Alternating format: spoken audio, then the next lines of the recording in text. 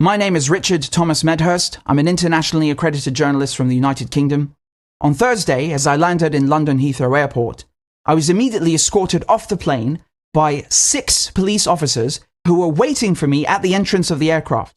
They arrested me, not detained, they arrested me under Section 12 of the Terrorism Act of 2000 and accused me of allegedly, quote, expressing an opinion or belief that is supportive of a prescribed organization, unquote, but wouldn't explain what this meant.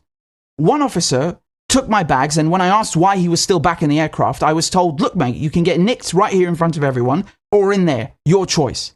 So I was taken to an adjacent room, patted down, my phone confiscated. I was not allowed to inform my family.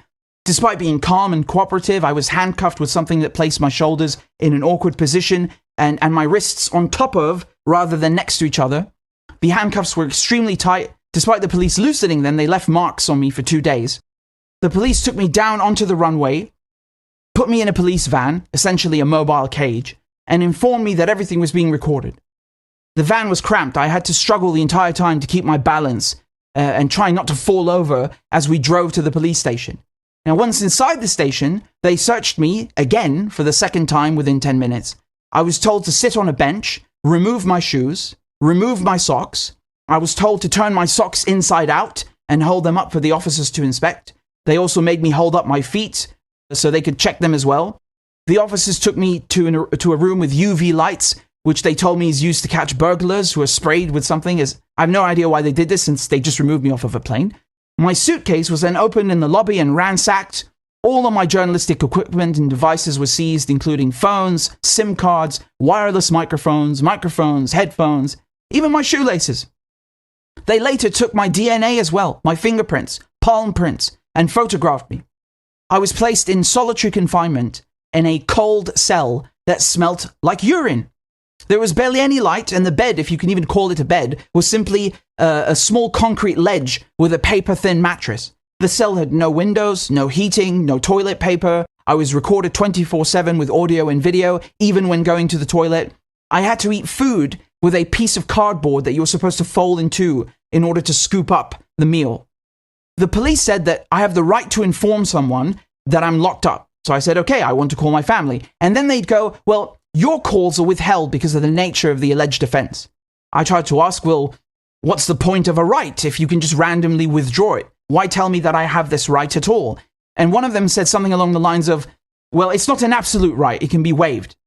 Similarly, they said I had the right to know why I was being detained. So I asked again, and the police would say something like, well, we're just the arresting officers, we don't really know. Or this will be explained to you during the interview, or some other generic response.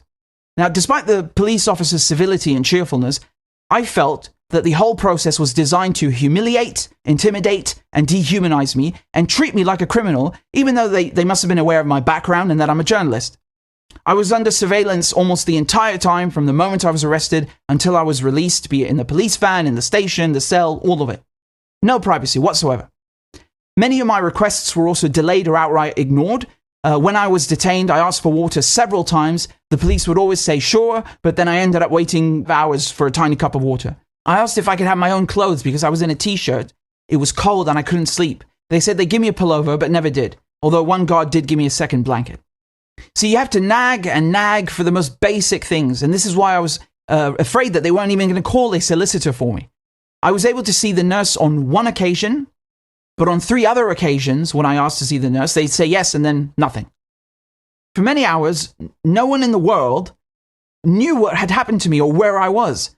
Only the police could call a solicitor for me. I had to ask like 4 or 5 different guards for several hours until I finally received a call.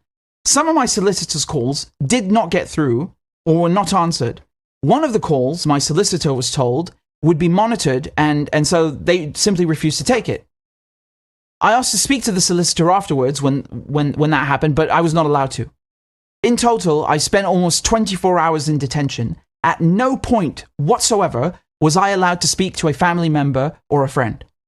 After waiting 15 hours, I was finally interviewed by 2 detectives. The interview lasted about an hour and a half, maybe something like that. So there's clearly no need to hold me there this entire time.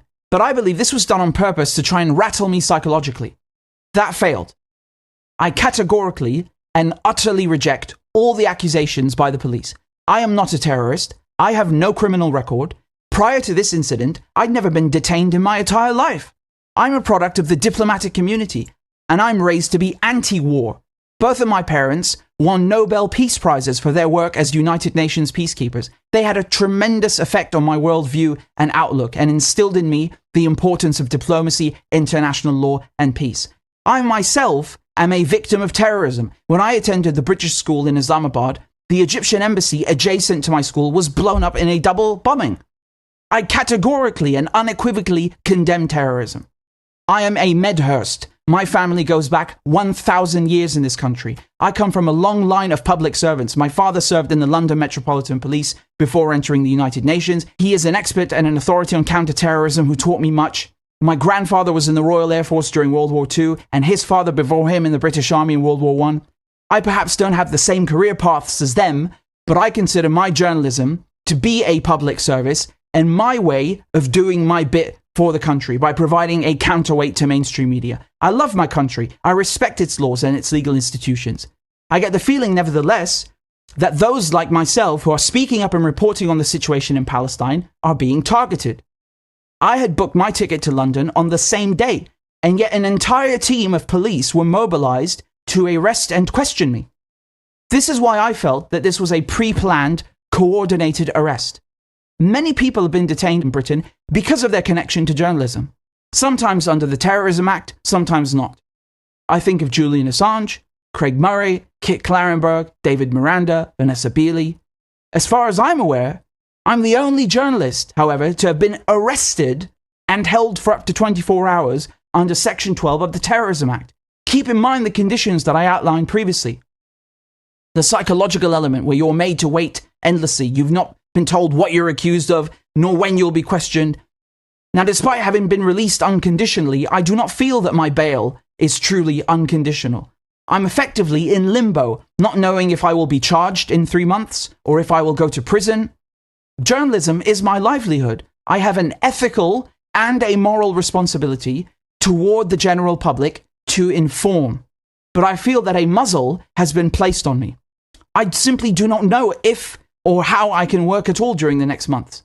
Palestine, the humanitarian crisis in Gaza, remain the most pressing news story in the world. However, it seems that any statement, no matter how innocent, how factual and well-intentioned, can be skewed and twisted into an offense of the highest order.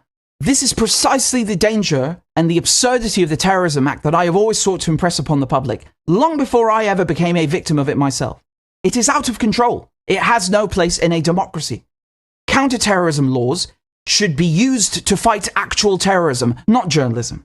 We cannot call ourselves a democracy as long as reporters are dragged off of planes and detained and treated like murderers.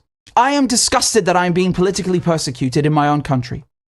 Now, as I do not know if I can still report as a journalist for the next months, I kindly ask you for your support during these times. Freedom of the press, freedom of speech really are under attack. The state is cracking down and escalating to try and stop people from speaking out against our government's complicity in genocide.